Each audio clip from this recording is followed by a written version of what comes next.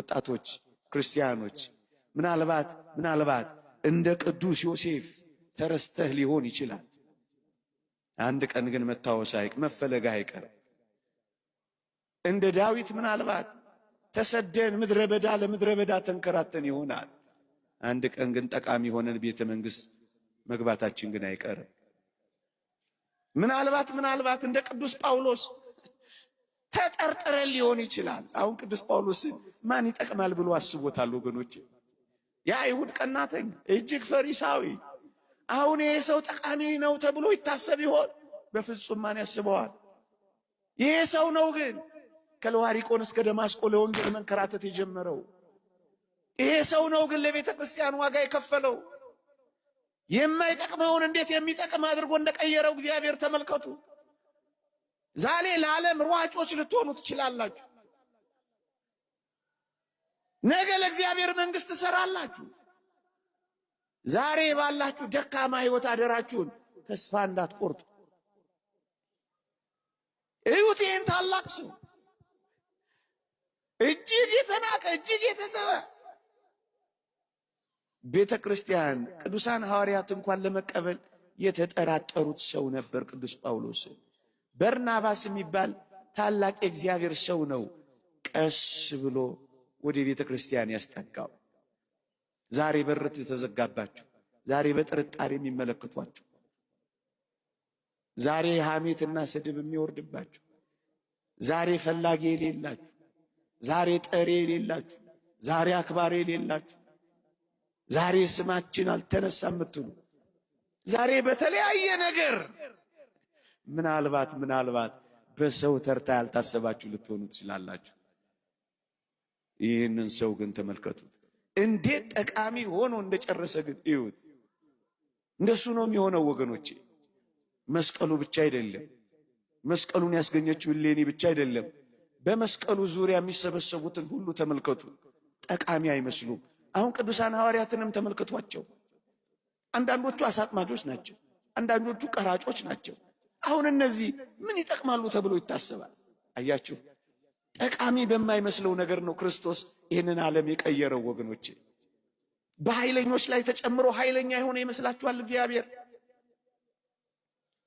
በተናጋሪዎች ላይ ተጨምሮ እግዚአብሔር ዓለምን ያሳመነ ይመስላችኋል? እግዚአብሔር በሶፊስቶች አፍ ላይ አድሮ ተናግሮ ዓለምን ያሳመነ ይመስላችኋል? የንግግር አዋቂ የሆኑ ሶፊስቶችን ያሳፈረው ንግግር በማያውቁ ኮልታፎች ሐዋርያት መሆኑን ረሳችሁት? የዓለምን ሞኝ ነገር የዓለምን ጥበብ ለማሳፈር መረጠው።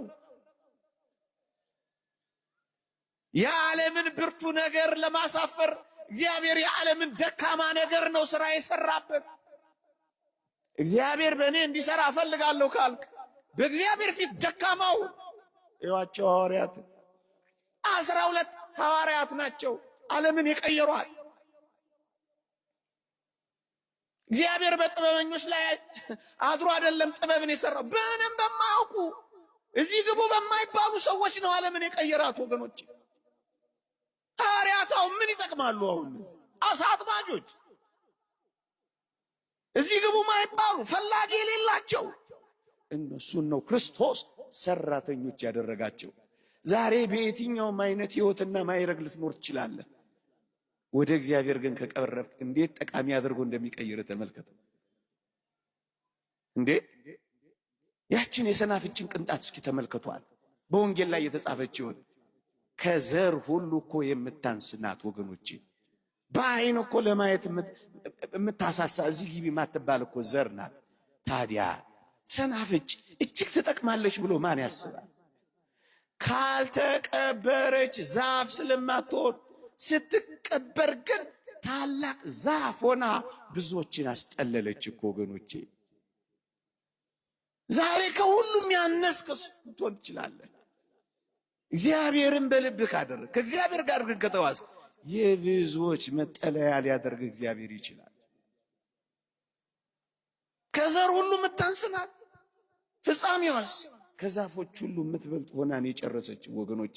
አሁን ማን ትጠቅማለች ብሎ ያስባል ሰናፍጭ? ግን ተመልከቱ እንዴት ጠቃሚ ሆና እንዳበቃሽ ተመልከቱ። ለዚህ ነው እኮ ብዙዎቹን ቅዱሳን ሐዋርያት እዩዋቸው፣ ብዙዎችን የሚያስጠልሉ ሆኑ። ጥቂት ሆነው ጀምረው ብዙ ሆነው ፈጸሙ።